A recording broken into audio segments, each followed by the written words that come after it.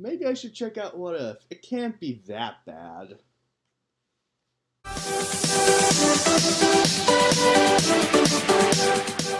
Is anyone surprised that I hate What If? Is anyone really surprised with how Marvel's going nowadays? I knew this was going to be terrible, but I wanted to give it a shot, see if it changed my mind, which unfortunately, for the first two episodes, it didn't. I have to say this show is worse than Loki. At least with Loki, I was willing to keep watching it just to talk about how bad each episode was gonna get. But What If's first two episodes were so bad that I didn't even stick around for the episodes. Yes, I know I'm late on this review, and there are way more episodes to What If, but the first two were so bad, I don't want to go back to it. First, I'm going to discuss the episode plots, then I will try to get into some positives, because there are some positives of this show, but let's get into the first episode right now. So the first episode opens up with this galactic being basically explaining the many ways that the universe we know could have turned out. And he's basically guiding us through all these alternate realities, which it's a pretty cool concept. But the way it was executed was terrible. But I'll get more into that later. Let's go back to the plot of the story. In the first episode, we are introduced into an alternate reality of the first Marvel movie, Captain America, the First Avenger. The galactic being explains that in this alternate universe where Carter stays, the base is under attack, just like the movie, but Steve Rogers is injured, so he is not able to be in there, and Carter takes his place as, the super soldier, and she becomes this symbol of the war, which I know there's a character called Captain Britain. I thought it was originally her. According to my research, it's a completely different person. So she is injected with the stuff that made Steven Rogers very strong, and she became this super soldier for the war because Steve Rogers wasn't able to. And of course, I don't buy a second of this. The reason why is because I've done a lot of history search. And I know some people are going to be like, oh, D the B, you're such a blad and a man and a meh. Which, I'm going to be factual on this. According to what I've heard in history, back in World War II, which is where Captain America, the first Avenger took place, was in World War II, women were more of the nursing type, because they were the ones taking care of the injured soldiers in battle. Eventually, this thing did change later on after World War II. In the future upcoming wars, it did kind of change. I find it very anti-realistic that Tony's dad would inject her with the stuff knowing that time age. And I know Marvel isn't really history accurate. Like, in the real world history, there was no Hydra, there was no super soldier, but I just need to make a point. But continuing on, after they inject it into her, she becomes the head of the war and basically takes on Hydra like there is nothing to it. And of course, the soldiers were like, oh, you can't do this because you're a woman, which made me cringe so much because I know what they're forcing. Like, maybe in this time age it would have worked, but it was so infuriating. Eventually later, Mr. Stark made a prototype, indestructible Iron Man suit to put Steve Rogers in. And Steve Rogers and Captain Carter, which I don't know why they didn't call her Captain Britain, because that's an actual Marvel character. So they work together in a bunch of their missions. Eventually, they go on the train where, in the original movie, The First Avenger, where the soldiers would hijack the train, but in the cost of it, Bucky falls over and is assumed to be dead until the next Captain America movie, where we find out that he survived and was transformed into a Winter Soldier. Yes, that was a mouthful. In this universe, though, they do the same thing, and at some point Bucky falls, but Captain Carter manages to still grab him. And then the train, we find out, is rigged with explosives, and Steve Rogers in the Iron Man suit blows up and dies, and they have to retreat.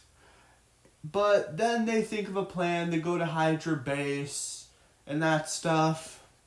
They eventually meet up with the Red Skull, which the plan is completely different than what happened in the movie, where instead of him getting sucked up by it because he wasn't worthy, somehow with his technology he was able to bring a giant monster into it, which Captain Carter had to fight.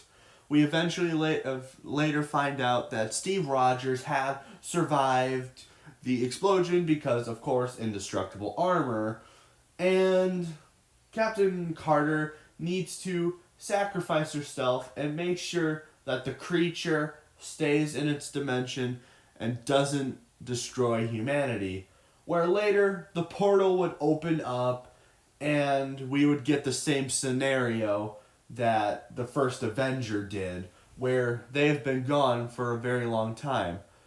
I don't like how they execute it here. Like, the wormhole thing, why would the wormhole open up again? Because assuming that they took the Tesseract, which is the fuel of the portal, why would it open automatically up again? Like, maybe if Nick Fury reignited it and then she came out, it would make sense. But I personally buy the Frozen idea a little bit more, because Captain America was in a young age when he was frozen. And unfreezing him, he would still be that young age, even though he would be like maybe 100 years old, I think. So yeah, and then we get the iconic line, but it's reversed, and she says, "Where's Steve Rogers?" And then the episode ends. Alright, let's get into episode 2 of What If, which is the most infuriating one out of the two. Alright, What If episode 2 is basically an alternate version of Guardians of the Galaxy, of sorts. Where N'Challa is taken by Yondu, instead of Yondu taking Peter Quill. Which Marvel most likely did because people, well, the crazy cancel culture mob, hates the character of Peter Quill because he's played by none other than Chris Pratt. But continuing on, the episode basically opens up with N'Challa Star-Lord going to the same location where he retrieved the stone, but when he's encountered, you know the guard who went like, who? When Peter Quill said Star-Lord? That same guy just starts geeking out like a big old fangirl. The guard requests that N'Challa Star-Lord takes him with him, and to act out him beating him up. so he can go with them. And of course, N'Challa Star-Lord, of course, does that.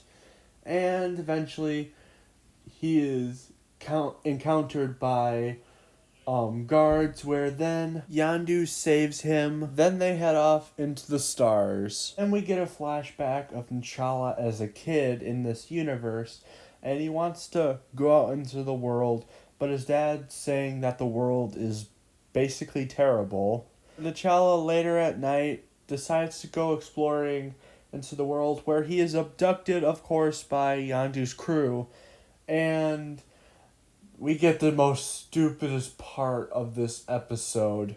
I'm gonna show it to you because I want you to see how bad it In is. this universe, Yondu outsourced the assignment to his subordinates. You morons grabbed the wrong kid. Not so fast, Captain. 2 sea holes, 2 ear holes, 1 8 hole. Everything checks out. Does this really look like Peter Quill to y'all? Sure, I don't know. All humans look alike to me. You all have to see this problem. Because... oh, this is so cringeworthy. It makes the crew seem like complete idiots, except for Yondu. Which some Marvel fans gonna be like, oh, but D the B, it's Marvel, it's funny. Or I'm gonna say, dude, this is just as bad as when Loki basically made Endgame pointless by saying, oh, we have all these Infinity Stones, we have tons of them, we even use some of them for paperweights. It's just that bad. Let's continue on. So during the flashback as well, N'Challa says that he's not scared, which is very anti-realistic. If there's a bunch of adults that basically kidnapped you, I don't care what tone of skin you are, as a kid, you are going to be freaked out by that kind of thing. Like, Peter Quill was terrified when he first got abducted by Yondu and his crew. And you're telling me N'Challa isn't.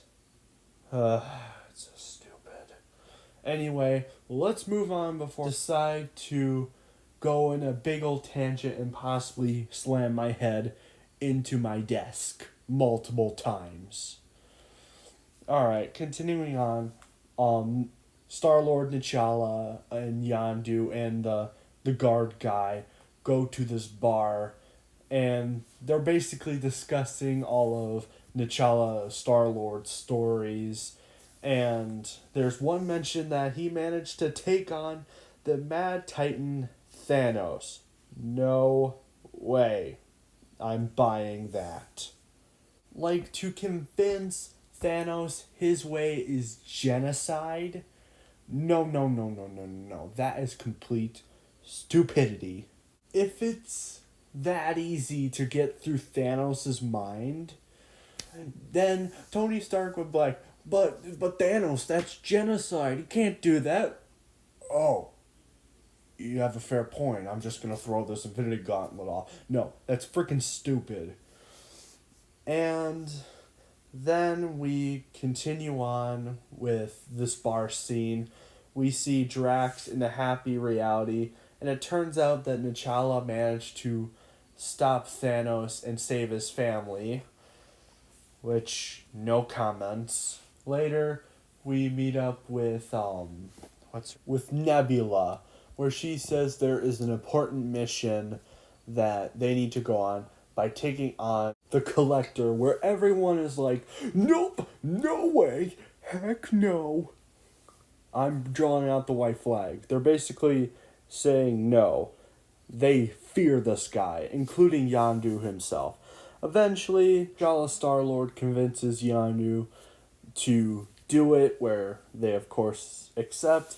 N'Challa has this plan where guard guy and good guy Thanos have a big old fight to distract the guards, and he will sneak in, but in the process he finds an old Wakanda ship, and he finds out that his civilization is still alive, where a detail I forgot to mention was, according to Yondu, Wakanda was destroyed, which clearly we know now it wasn't.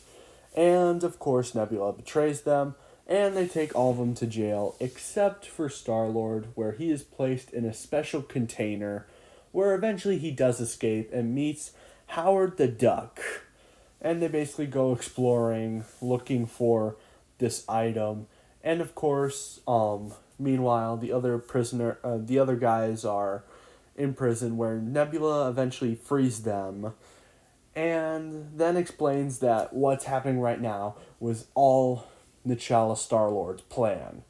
And then we get a big old fight between the Collector and N'Challa, where eventually N'Challa wins because why not?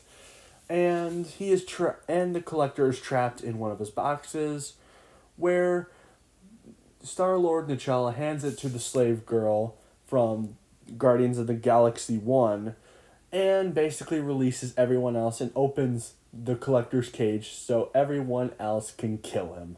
Which, some reason, I kind of found this moment kind of satisfying, including how she's a slave and that's her owner. I don't know, that part just seemed satisfying to me. Later, Yondu and Star-Lord N'Challa go to Wakanda, and when they're in Wakanda, his dad or mother asks, what was he doing on that ship anyway? And Yondu's like, and N'Challa saves his back, saying that he found him and that stuff. And basically that's how the episode ends, until we get an ending where we see Peter Quill working at the Dairy Queen, where he is later encountered by his crazy planet father. And that's how the episode ends. So yeah, both these episodes were trash. It's so trash I couldn't even finish it. And I said in the video I would say some positives about the show, or at least in my opinion, some positives. Acting is really good. No matter if this show is garbage or not, the acting from like the original cast members like Chadwick Boseman, that was a great impression. I will give them credit also.